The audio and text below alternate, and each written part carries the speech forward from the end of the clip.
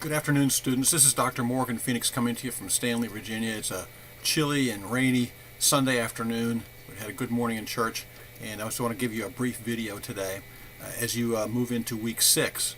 And of course, week 5 and week 6 are a little bit lighter schedule for you, just with the journal article critique and the discussion board. So I hope you're working on your final projects.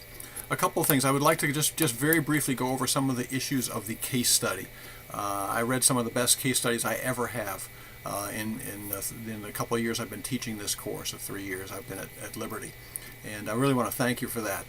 Your SWOT indications were right on target, most of you, but I would like to go over real briefly the main things that had to be in your summary and in the SWOT to get full credit for this. Some specific mention of the Woodcock-Johnson nonverbal portions and the lighter tests. They say a lot about Serge's natural innate intelligence and indications that he's not learning disabled in any way whatsoever. Also, that the tests were given in English. I think almost everybody got that being tested only in English, or that he had to ask for translation. Now, a young child of that age, limited English abilities, how is he going to know well enough to ask, or is he going to dare ask? He's a remarkably balanced child. That was one of the strengths that I'd hope to see more often. That Serge Romanich himself is an incredible strength in this scenario. That he is well adjusted for a young person that should be living under PTSD. You know, total stress, the war environment, having lost his father, which is not. I don't think that's included in the current iteration of the case scenario. But in an earlier one, he had witnessed his father's death during the war, and of course that would have introduced too much of PTSD. That's probably why they took it out. Also, very few people mentioned the Serbian community and the Serbian kids in the school as a tremendous opportunity, a resource that a decent principal would have tapped. That only this Mrs. Evans in the resource room in the special education program was the only person, it seems, in that school that was working with the diversity issues and with the Serbian community. I think that Mr. Sims's friendly welcome, his friendly assurances that everything would go okay, qualify him as a threat, certainly a weakness. He didn't appear after his assurances. He disappeared, and we don't know anything more about what he stood for or what he was accomplishing in that school. But I count him as a threat, and a number of students did notice that, and also that the school psychologist may be functioning as a threat if he doesn't know how to interpret test scores.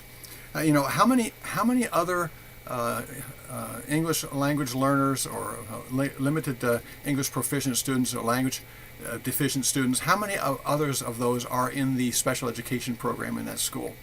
Was it a coincidence only that Mrs. Evans, who is part of the special education program, was the teacher that was very interested in Serbian culture?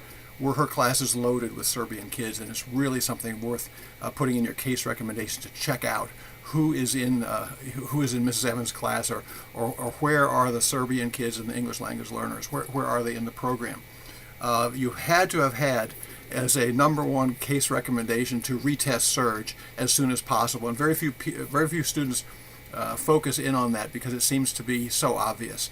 But you got to name that. We got to find Serge. Let's get him down here and retest him properly. Likewise, what is the representation of Serbian or of English language learner students in special programs? It would be something that you'd really want to look into. I think that's it. I'm looking at a list over here of the things that I wanted to have touched on. But that's good enough. Read my comments. If you have any questions, shoot me an email. I want to thank you for doing really beautiful work on your journal article critiques. And of course, we're moving now toward the final project.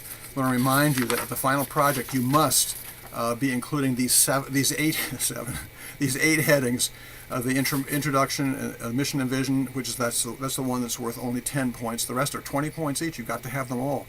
Whether your program is a single small program, whether your proposal is a single small program within a larger school context, or whether you're building an entire school from nothing, you have to have all 8 of these. They all count to some degree or another. You don't have to necessarily emphasize all of them equally. Make sure that you are avoiding, as I have told you before, make sure you are avoiding cliches. You know, where all children can win and can succeed, where all children can learn. A quality education. We certainly should be taking that as givens in this. Okay. Now for the final project, as you're preparing as to how you're going to present it, if you do a PowerPoint, and I always love looking at them, they're fun to look at, make sure that you are not just putting text on the screen. I will return it to you to redo in a form of just a text format. You know, if it's only text, just print it out, okay, and make it a big long essay. But if you're doing PowerPoint, make sure you have some catching graphics. Some of the demographics can be done graphically, and then also graphic representation of what it is you're talking about. And all of the text goes in or most of the text goes in your speaker's notes then. And that's what makes you the expert in the room. The expert in the room, the person who is talking while your audience is looking at very, very visually attractive screens there, okay? Also, just a quick reminder, it's in the assignments as they come in week 8, that the final project will be submitted in live text. It's part of your professional portfolio, okay? And I don't put any comments or anything about typographical errors or spelling mistakes, that kind of thing. I don't do any tracking changes in your final project in live text, because that is part of your permanent portfolio. So, but you must submit it there to receive credit for the project. And I would like you to also submit it in Blackboard so that I can tie my comments to your grade point total. I think that's it for today. I'm just looking here because if there's anything that I missed here. Probably not. I want to thank you for those of you. Oh yes, the week 8 option. For those of you who watched the video last week, and if any of you didn't watch it, go back and look at the week 5 video and see about the week 8 option. It'll save you some time in your final journal article critique submission.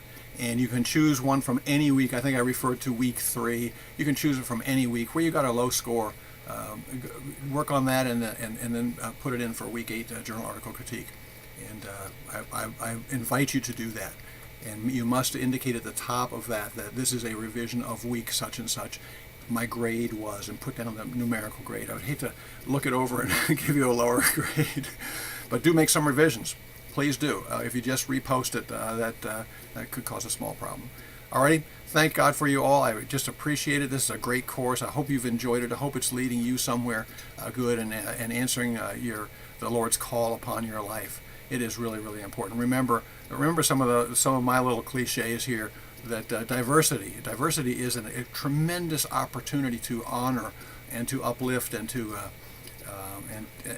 move forward and improve the quality of both education and community life for all kinds of folks that are in situations of diversity, and specifically if it's a kind of a diversity situation that is defined by inequalities of power and justice, where there are problems. Therefore, the diversity starting to appear to be a problem worth fixing, or that needing fixing, and it's just not the case.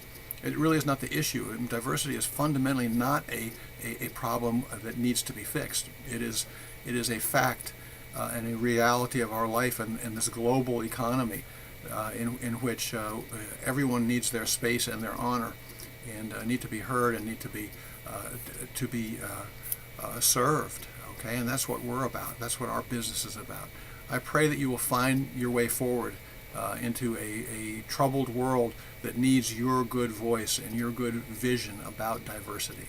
And I'll pray for you, and I'll pray for the world at the same time. And I hope you're enjoying the brief devotionals that come under the script, foundational principles of the School of Education.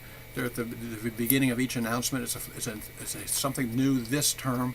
And I hope it's been enjoyable to you, and I hope you will include something in the course evaluations about that as to whether or not you think is helpful or how it could be improved, because that is really a key piece of this course as to how we enter into each week. We only have 8 weeks, and you spend the first 2 or 3 weeks getting used to the course, and then the last couple weeks just trying to finish on time. So I'd like to make it worth your while and worth it for your journey here. God bless you all. Let's just say hello to I have Gracie here again. She's been sleeping here now. I'm not going to put her down. Put her on the floor, not put her down. She suffers a little bit in her rear haunches, and God bless this little creature. Alrighty, see you next time. If you have a question, shoot me an email. And once again, we'll see you next week, Lord willing. Bye-bye.